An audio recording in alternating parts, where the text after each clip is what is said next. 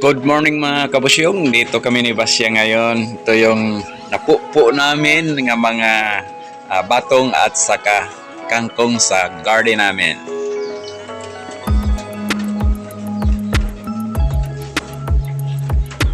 Kung inyong nakikita, bising-bisi si Basyang sa pamumupo o pangunguha ng aming mga batong at saka para na rin hindi masasayang makabusyong kay sayangir kung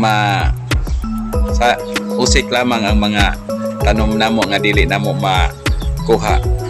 Anong silbi yung pagtatanim namin dito kung pababayaan lang namin?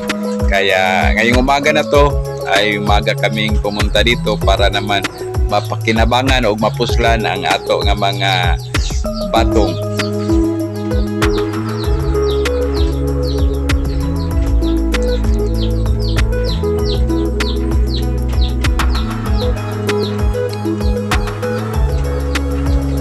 Kaya amo rapod ni mga kabusyong baligya dito sa amo nga soki kay hilig siya aning mga organic nga mga talong kana gayong talong balitaw pud nga wala gani kuan makagig-spray kini among batong wala gyud makagig-spray mga kabusyong.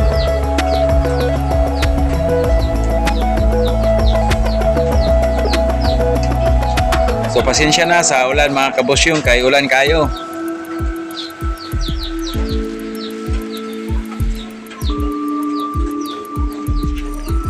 Samtang nag-upo-upo ug nagsuot-suot ang ako nga asawa nga si Basyang mga kabusyong, kita pod kuha-kuha pod taning mga nalabyan na mga batong kay sayang kayo. Maka-ikyas pa, maka-escape pa. No, dili pwedeng maka-escape kasi andyan si Busyong. Ito pala yung kalabasa ko nga binabahay-bahayan ko mga kabusyong. Andyan naman ang tataba niya. Sana mamunga ito ng marami para makabaligya naman kami. Kasi pag nakabaligya kami, makapalit kami ng bugas mga kabusyong, hindi na kami mangungutang. Tinitingnan na ni Basyang yung mga ito, bibirahan na ni Basyang yung talong nga malaki nakatago sa ilalim ng dahon mga kabusyo. Akala niya hindi siya masisipat ni Basyang.